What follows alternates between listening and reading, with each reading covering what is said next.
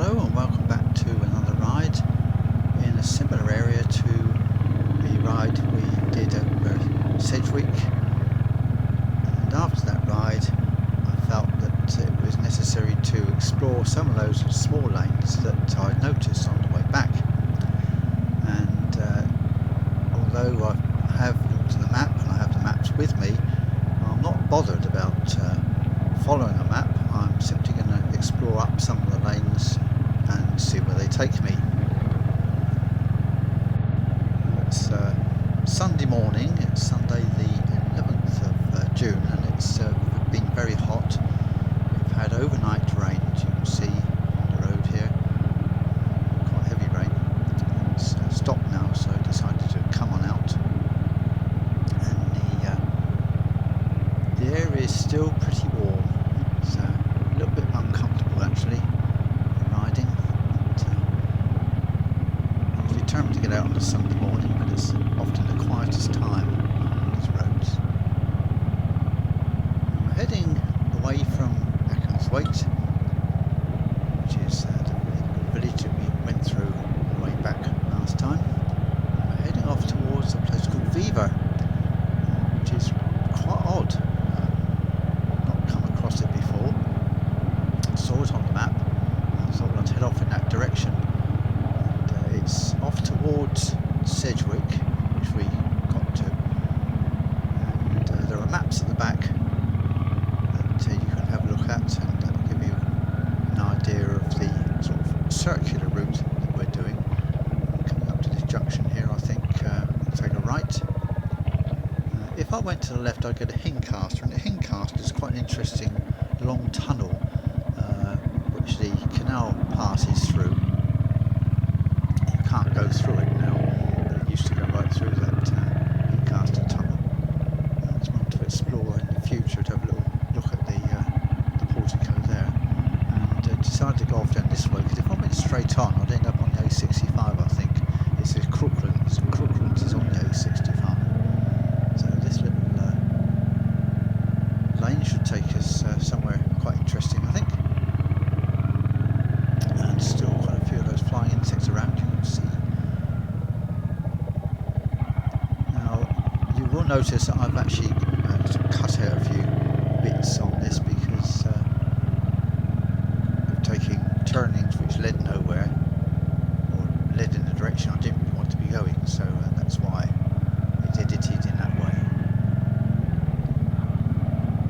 Once again, after the rain overnight, the scents of these fields are just magical. I think it's one of the things that I love so much about coming out after rain, whether it's walking or motorcycling. You just get these lovely smells. Some perhaps not as pleasant as others, but I'm enjoying them this morning anyway. And as you can see from the red dot, we're on Spitfire, which is running very smoothly. Now just going under the railway, that's that West Coast Main Line railway I've spoken about before, going to Glasgow and Edinburgh.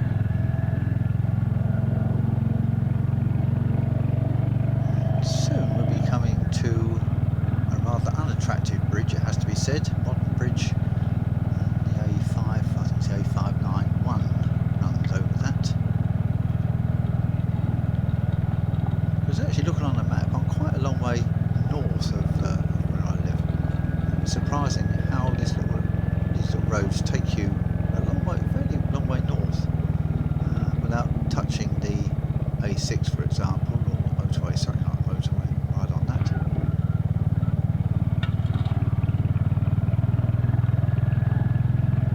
They take you through some quite attractive countryside too. These lanes. So well worth exploring, I think.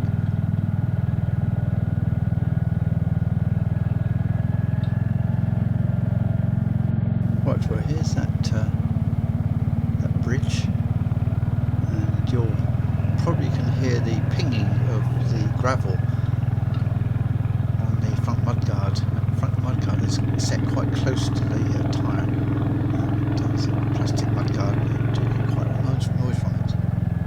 I've also, after a comment from someone who asked me increase the exhaust sound and also my voice a little. So in post-editing, that's what I'm attempting to do. So I'm trying to get that balance right between the exhaust of the motorcycle to give you that soundtrack, but also so you can actually hear me, hear what I'm saying. That may be an improvement, I hope so. And while I'm riding along, I'm thinking about simplicity, because one or two people have moto vloggers have talked about the simplicity of the Hunter in particular. Half Nomad did a little one of his videos based on simplicity, and I'm a firm believer in it. I think the more you complicate things, the less the pleasure. I think that's true of life. I think that complicated life is not necessarily a good thing. Now I do appreciate the small features that the Hunter, for example, has, and also the Classic and the Meteor, and also the Himalayan, of course. On the Hunter, which I know now very well, and knew the Meteor quite well too. One of the really nice features is having a fuel gauge, and certainly it's very nice having a 5-speed gearbox. It's nice close ratios. Certainly for the sort of riding that I do, it's marvellous. And now this bike's now nicely run in. Still, I think it's probably still got another 1,000 miles before it's really fully loosened up. But certainly now, having done, I think it's 1,200, I'm quite sure. But yeah, the gearbox is now really smooth. It's beautiful, and the engine just pulls so nicely. The other thing I really appreciate, and I know that's because this is a new motorcycle, and I've never had new motorcycles before. I've just had pretty old second-hand ones. But everything just works as it should do. You just get on it in the morning, start it, it starts first, twiddle on the red thing on the right hand handlebar thing there, and it starts up, and away you go. Don't have to think about it. No tickling of the carburetor, no kicking. It just goes. I really appreciate that, and I think that was one of the reasons, well, the main reason why I didn't go for an older machine, which I could have done. I was tempted to. When I was coming back to motorcycling again, I thought perhaps I'd get myself an old British bike that I know it's got a gear change on the right hand side, not the left. But I decided no, it was going to be one of those things I'd be spending more time trying to get the thing repaired than actually enjoying riding. That's what I really wanted to be doing, and certainly it's been right for me. I'm sure it has for many others who've returned to motorcycling again. I know many of you watch this channel of mine. Now, just at this junction, if that little lane is straight ahead, we do actually come down that later on, but we're going to go off to the left now, and there's a church just up on the right hand side there, which you'll hear the church bells ringing later on as you come down that. So I have actually been in this area before. I do know it vaguely, so it's nice to revisit in the summer on a different motorcycle. I would have done that on the Meteor, and that was when I used to have the camera mounted on the handlebars, so you never got this same more inclusive view. So now we're just coming into to Sedgwick, but we're approaching from a different way than the other day when we rode through, and we see the village and from a different point of view.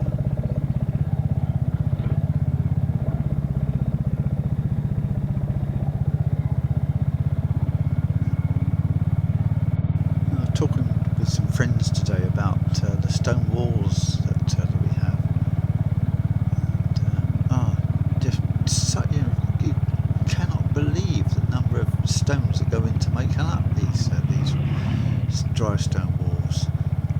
all done by hand. It was all done by hand, and they're in such good condition. I mean, they're maintained by and large, and they just run up and over hills and then dales.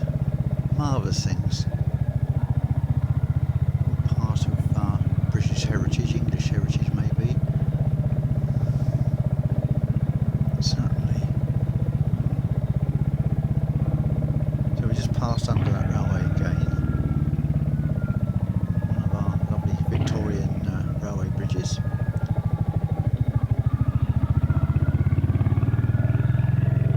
Just heading off out of Sedgwick now. I'm just exploring up this way.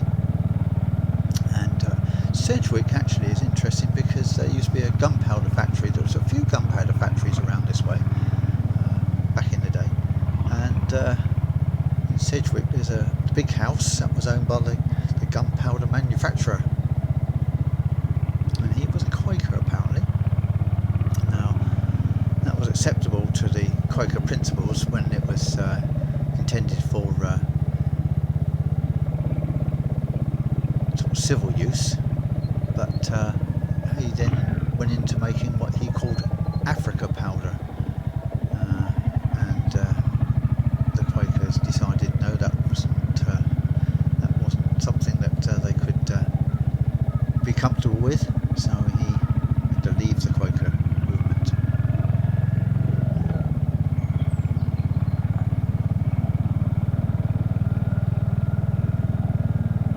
But a fair bit more rain just along here.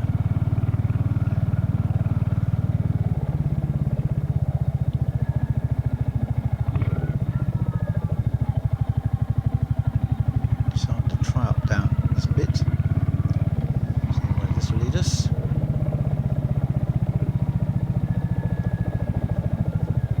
There's quite a few people who have commented it doesn't really matter that you get lost. In fact, getting lost takes you to places you wouldn't have otherwise found, and are the source of great pleasure. Because it's rather like that little farm track that I took by mistake. The views from up there were marvellous, and I would never actually have gone up there. I realised it was a farm track and not gone up there, and unfortunately no one came out and chased me off. Oh, I'm sorry. Just apologise and go. Not that it upset the dog on you.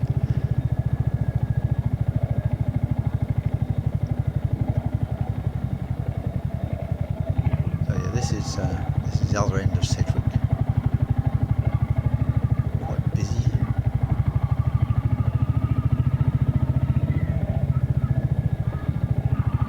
And here's that dry aqueduct from the other direction.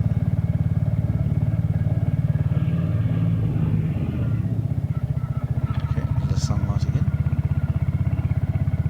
And we're going to go out through the village this way, and then we're going to try up some other little lanes to get onto some higher ground so we can get some views across towards the Lake District, because this is all Cumbria.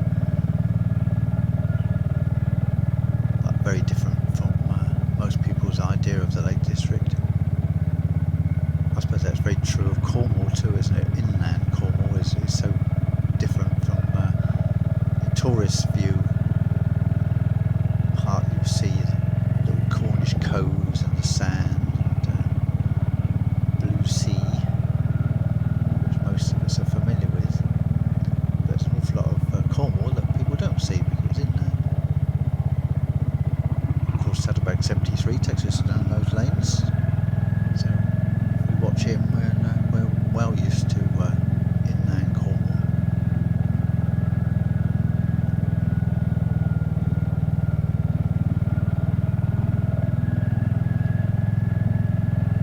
Thinking of the simpler life reminds me of the book by Robert Pirsig, Zen and the Art of Motorcycle Maintenance, which is subtitled as An Inquiry into Values. And if you've not ever read this book, it's still available on Amazon, for example, in paperback for around under £5. And I first read it in I think it must have been the late 90s. very illuminating. It chimes with a lot of my thoughts. I mean, some of you will know that my background is in engineering design, and I started off in the workshop as a machinist and fitter, and then progressed into a drawing office. And the training I had to do was very much based on keeping things as simple as you can, but doing the job. And these motorcycles follow very much along those lines. They're as complicated as I would want, with the microprocessor, which is there to enable the missions to be achieved, which they certainly do. Euro 5 that this motorcycle complies with means a very sweet exhaust in terms of pollution. And if you've ever followed some cars or other internal combustion engine from the 1990s, you know exactly what they were like. So yes, you won't find me messing around with these engines. I'm quite happy with the way they are. But to get back to the books, the other book that I was influenced by is one by Schumacher called Small is Beautiful. And that's all about keeping things simple too. Simpler values. And in life I try to follow those principles. Now that the all-year motorcyclist recently talking about Father's Day coming up, and was my dad went some years ago, I'm afraid, sadly back in 2001. He's often in my thoughts, as is my granddad and grandmother, and they were actually granddad and grandma. They were mum's mum and dad, and lived in Wiltshire in a little village called Brink Forest, which is infamous for being the longest village in Great Britain. A sprawling village. But they lived in what were originally Great Western Railway cottages down this little lane called Station Road, and a bit of a backer beyond, and that was on the main railway line from Paddington, and it was the cut-off which was put in 1903, which ran to South Wales. We used to have holidays there because this was just after the war. When we first started, I was born just after the war. I'm a National Health child, and we used to travel there. Dad used to have an Austin Ruby car. Originally, that's what we used to go in, and we went through this lovely countryside to get there, through a place called Lurgashall, and I've always remembered that. But as you came out of Portsmouth, which is where I used to live, and the part of Portsmouth I lived in was called Baffins, which was a little village sort of place within Portsmouth. Most unusual, I loved it there. And it's all changed now, of course. Best not to go back, never go back. Yes, we used to travel to see Granny and Grandad, little Granny as we used to call her, because she was smaller than my dad's mum, who was a bit bigger. By the by, it was to go into, once you get out of Portsmouth and you start to head towards a place called Romsey. Now I'm going to stop here and take a bit of a view across the from this higher ground, looking over towards the Lake District. So I'll leave you to enjoy that view, and we'll get back to Little Granny soon.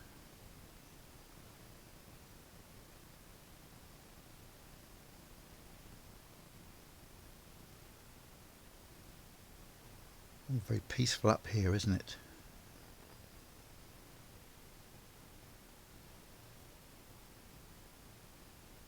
You wouldn't think that we were actually looking over towards the M6 over there.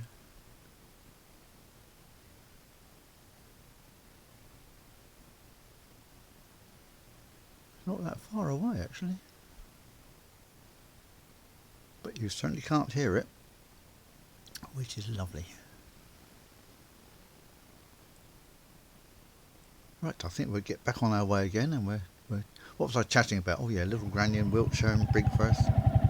And yes, as we came into Portsmouth towards Romsey, you were in the Strong Country. Now, it was called the Strong Country, I realise now, because it was the brewers in Romsey were called Strongs, and they were brewers of beer. And they used to have these wonderful signs that used to come up on the roadside and on the railway line as well. And you're in the Strong Country, used to say. And I used to think it was just marvellous. And the roads then, of course, were much quieter, and we were trundling through these little roads. And it was so romantic. And I'm trying, I suppose, to recapture the romance of those times. Now this is the little lane we've come out of that you saw previously. We came up the road opposite, and I think we're going to go back down that road again, but you won't see all of that. I've cut that out, I think.